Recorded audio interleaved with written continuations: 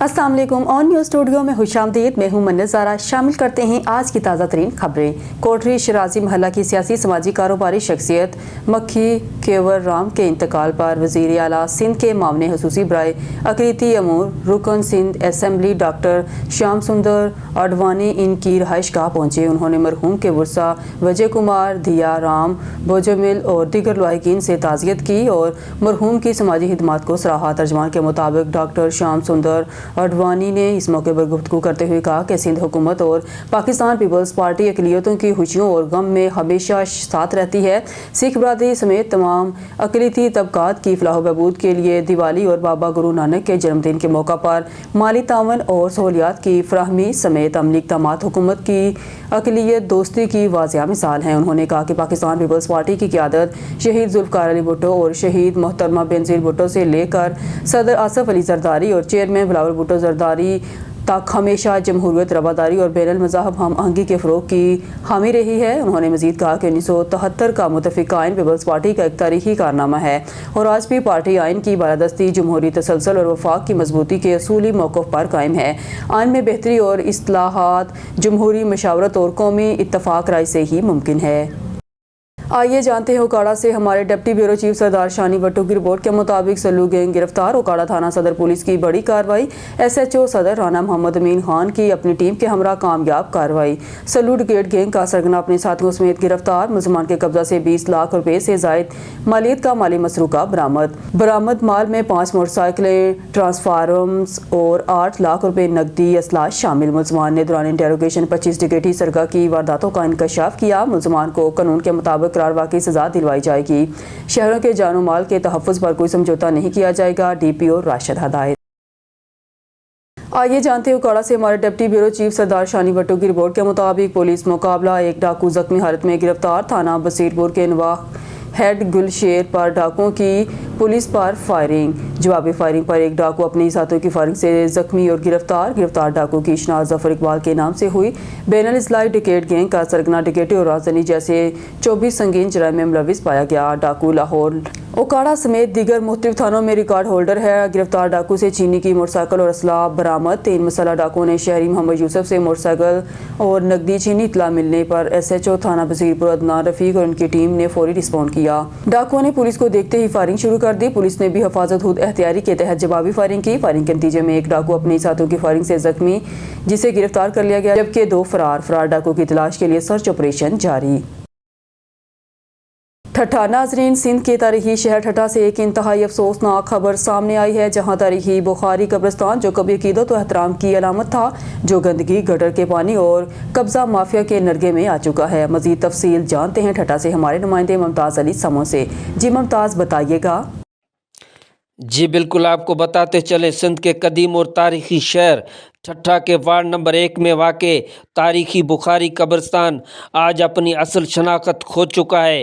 वही कब्रिस्तान जहां कभी अकीदतमंद अपने मरहूम प्यारों के लिए दुआओं के चिराग जलाते थे, अब गंदगी और गटर के गंदे पानी में डूबा हुआ है। ये कब्रिस्तान हज़ारों मरहूमीन का आखिरी आरामगाह है। उनमें लोगों के आबा व अजदाद, वालिदैन, भाई बहन, बच्चे और करीबी रिश्तेदार मदफून हैं, मगर आज उनकी कब्रें, जिन पर कभी कुरान की आयत और फूलों की खुशबू बिखरी रहती थी, अब गटर के बदबूदार पानी और कूड़े के ढेरों में गुम हो चुकी हैं। मकामी रिहायशियों का कहना है कि ज़िला इंतज़ामिया और म्यूनिसिपल कमेटी की मुसलसल गफलत, नाअहली और बेहसी ने इस मुक़द्दस मकाम को तबाही के किनारे पर पहुंचा दिया है। शहरियों का कहना है कि न सिर्फ पुरानी कब्रें मिट्टी में धंस चुकी हैं, बल्कि अब हालिया दिनों में फोत होने वाले अफराद के लवाहिकीन को भी गंदे पानी में अपने प्यारों को दफन करना पड़ रहा है।